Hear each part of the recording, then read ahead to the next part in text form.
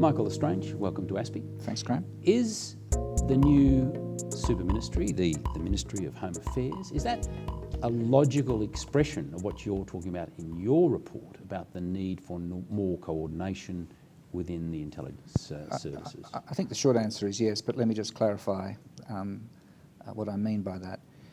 Our review does not address the issue of a Home Affairs ministry, and there's a simple reason for that. The terms of reference we were given was to review the operations of the intelligence community, not the national security community. The intelligence community is part of, but it's distinct from, the national security community. And as we looked very carefully at our terms of reference, they did not take us to that broader construct of a national security community, but very, very carefully to an intelligence community review, which is what we did. A key principle and a galvanising theme of our review of the intelligence community was that the whole needs to be greater than the sum of the parts of the intelligence community. We have a high-class intelligence agency operation in Australia, but to be genuinely world-class in all areas, our view is that there does need to be greater integration and coordination. Now, that was the fundamental sense of our review, and that integration and coordination needs to build on the federated structure of the intelligence agencies. What the government has done is to apply that broad principle that we concluded in relation to the intelligence community to the policy and operational arms of the broader national security community.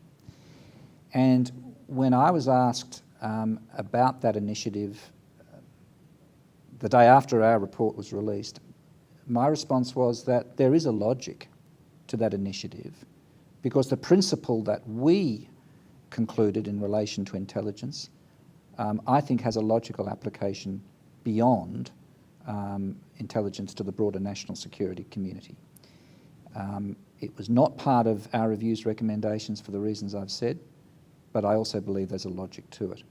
Now, we're now in the process where the details of this are being worked out, and I think that will be very important in terms of how effective it is. But in terms of logic, I think it's there, and I think the government obviously is fully entitled to apply the principle that we determined in relation to intelligence on a broader front. It's a funny way to do administrative arrangements. This is the logic, this is the government decision. Now we will spend 12 months working out how to actually do it. Well, I mean, that's the way it's done, and I think now the important part is to get on and do it. And it's not a debate about whether, but how. And that's going to be very important in terms of how these moving parts will actually work coherently together. And I think the sooner that can be done, the better. How much should your new Director General of the Office of National Intelligence have a say over the resources and the intelligence purposes of Home Affairs? Well, looking at the announcement on the Home Affairs Ministry and what we've set out in the review in relation to the Director General of ONI, my view would be that the influence that we have recommended that the Director General be able to exert over the intelligence components that may now fall into Home Affairs, that influence should be the same as if those intelligence components stayed where they currently are. My view would be that in relation to the AFP and ASIO and others, the role of the Director General should be the same as if they stayed where they currently are in the Attorney General's Department. I think that's important for the construct that we've recommended. Now, ultimately, the government will decide these issues, but I mean, I think very strongly that if the Director General role is to have real weight and influence in the system, in a sense, the structural arrangements don't affect that. And he or she should have the same leverage over the agencies that he or she would have had if they stayed where they were at the time we wrote our review. So my view would be it should not make any difference. So your new intelligence czar Yeah. should be able to put his or her hands Yeah. fairly deeply into this new Home Affairs structure. Well, in relation to the intelligence components of it, our report, I think one of the interesting things in our report is that we've redefined the Australian intelligence community into a broader construct. We refer to it as a national intelligence community. So we now see it as 10 agencies, and that includes the intelligence operations of the Department of Immigration and Border Protection, the intelligence component of the AFP. So we think that for a more integrated and coordinated intelligence community to work properly, the Director General needs to be able to exert the influence that we have recommended over those agencies wherever they may be structured in the machinery of government. ASIO and AFP, moving into this new Home Affairs area, have been in the one portfolio in Attorney Generals. That's right. For the last 20 years. That's right. So how does it change it by taking them out of AGs and putting them into this new mega ministry? Well, we'll have to see how that works out. But I think there's, the structural arrangement, in some respects, doesn't affect the nature of the cooperation between them. I mean, I think if you look at the relationship between the AFP and ASIO over the last 10, 15 years, it has become incredibly more effective. There will always be... It needed to be. It needed to be. But there's always differences between intelligence operations, collection, assessment on the one hand and law enforcement on the other. They're different perspectives, but there's now increasingly common ground. I mean, one of the things we said in our review was that Justice Hope saw a very strict demarcation between law enforcement on the one hand and intelligence on the other. That there are still elements of that, important elements of that, but the nature of the world we live in means that there's now much more osmosis too, and there needs to be crossover points. And I think they've been effectively built. So there is a logic in actually having the moving parts together in a whole, but they are each discrete elements, each with different perspectives, each with different budgets, each with statutory responsibilities, and they will need to be accommodated in this new arrangement. So the world will be different, but not that much different. The worldview, though, of the spooks in ASIO and the cops in AFP, that cop-spook worldview is always going to be in opposition. And there was some logic, to use your phrase, in having them all bunched up with the lawyers inside AGs. How does taking them out away from that lawyer overview, how does that change that spook-cop dynamic?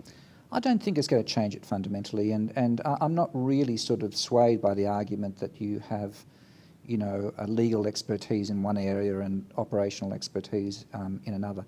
What's important here is what we've called in the review the state of trust that needs to exist in relation to the intelligence community. And that state of trust is that by the nature of their work, there are many aspects of the intelligence agencies that are not transparent, that are secret and need to remain secret. But the quid pro quo to the community is that there are reassurances that the agencies are acting lawfully and acting within their remit. And that needs to be, that state of trust needs to be guaranteed by legal expertise. And whether that's in Attorney Generals or whether it's in other areas, I don't see it as fundamentally frustrating, slowing down, inhibiting the work of the agencies. I think if it's an important aspect of the state of trust that the community needs to be reassured that the agencies are subject to thresholds that are monitored by legal expertise. The oversight roles, though, are all being put into Attorney Generals. The AGs is being given a very clear outsider role outside the intelligence community. Is there a danger that will create over time a real divide between the lawyers and the community, that a new them and us set of fights could open up? Look, I think up to a point that has always existed, however it's been structured. There's operational imperatives and there's legal requirements, and even in the same organisation, whether it be in intelligence or any other policy department, those different perspectives exist, and they'll continue to exist. But just to pick up a point, Graeme, I think this element of oversight is not just embodied in the Attorney General's Department. Oversight is embodied in relation to ministerial accountability. It's embodied in the role of the Inspector General of Intelligence and Security, which under the new arrangements will move from the Prime Minister's Department to the... But it is a separate entity in its own right, with standing Royal Commission powers. This is very significant, and we've, in the review, significantly beefed up the resources. So a standing Royal Commission sitting inside AGs. That's right. Every time the community looks, there's AGs. Yeah, but I don't think that's powers. necessarily a pejorative connotation. I think it's actually, to many people, a reassurance. So I think this is, putting the old wine into some new bottles, but I think the oversight's very important. And the other element, of course, is the oversight exerted by the Parliamentary Joint Committee on Intelligence and Security, about which we make some other recommendations. So oversight is embodied importantly in the Attorney General's Department, but it's in the Parliament and in the Ministry as well. So as I say, I think this state of trust is a very important underpinning for acceptance of the role of intelligence. And I think this is where we go back to Justice Hope, and he was very insistent that without that reassurance that the agencies are acting legally, proportionately, within their remit, and in ways accountable to their minister, then you would not have a community consensus in favour of the intelligence agencies. I suppose my final image is of this new mega beast tracking through the Canberra bureaucratic jungle for the next 12 months as it struggles to be born. Whether it can actually be born in the next 12 months and whether it can be made to work. Well, I think this is now part of leadership and bureaucratic warfare. Well, there's always inevitably some of that, but I think the interesting dynamic here is that the government has made its decision. This is going to happen. If it were an issue where this was a thought and the agencies could debate whether it was a good thing or a bad thing, I think we would be bogged down for a long time. The decision has been made. The question now is, how is it implemented as effectively as possible? And I think the sooner that is done, the better, and I think it's entirely compatible with the recommendations we've made in relation to create a stronger centre for the intelligence community. I think it's going to be very important, the relationship between the Director General of the Office of National Intelligence and the Secretary of the Home Affairs portfolio. But at the same time, I think it's necessary and it's desirable that the intelligence components within the Home Affairs Ministry are subject to the influence of the Director General of the Office of National Intelligence. Michael, thank you. Thanks, Graeme.